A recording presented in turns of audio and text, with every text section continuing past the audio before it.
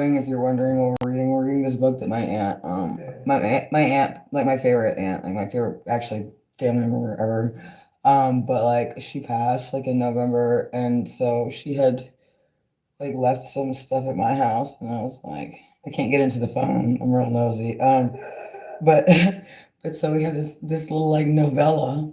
It's like a little like I don't know. It's like a one of those, what you call it. This eyebrows are a little thick. But like yeah. So anyway, so we're reading this book, and I'm about to do my nails though. But we're reading this book while I do my nails, and it's very raunchy, but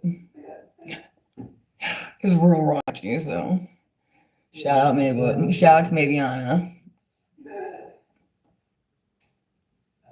for the raunchy read. An homage to her, yes. Word of the day is homage. Mm-hmm.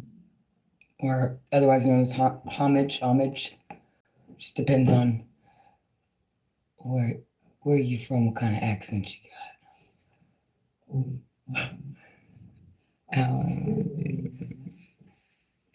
Oh yeah, I love her. That's right.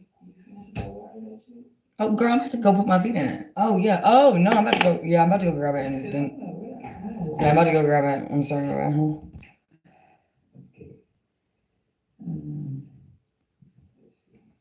Chevrolets. Okay, let's see where we stop. They didn't act as though his genius level IQ were either some hellish annoying fault or a blessing he didn't deserve. Why, he was much too rich now to be that vulnerable, and that made him smile because he had only first set out to make money at the age of 18 to feel safe. His immense health nonetheless had failed to protect Aries from being coerced by an old, bitter, snobbish woman he had never met into doing what he didn't want to do. To inherit the Sarah's ancestral home as the bastard that he was, he had to be married. Bastard. I'm sorry, that word is so funny. As desirable a prospect to a male as private as reserved as Aries as sticking his hand into an open fire and the vindictive old witch had known it too. Why else had his grandmother imposed that clause in her will? By law prevented from leaving the property to anyone other than the last living Cyrus, she had contrived to slip in, Aries and his wife. Katerina Cyrus had been well aware that Aries foolishly franked in the only press interview he had ever given at the age of 19 on the acquisition of his first billion, had sworn never to marry.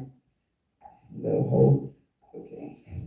Although he had never met the woman who had been his late father's mother, what? And only a disastrous plane crash could both his father and his half brothers in adolescence had finally allowed him to be publicly recognized as a Cyrus. Aries longed to possess that firm family foundation of history that had eluded him all his life. His first father's denial of his existence, when he was a child, had broken something in him while also warning him that his bone deep need for validation was a dangerous weakness.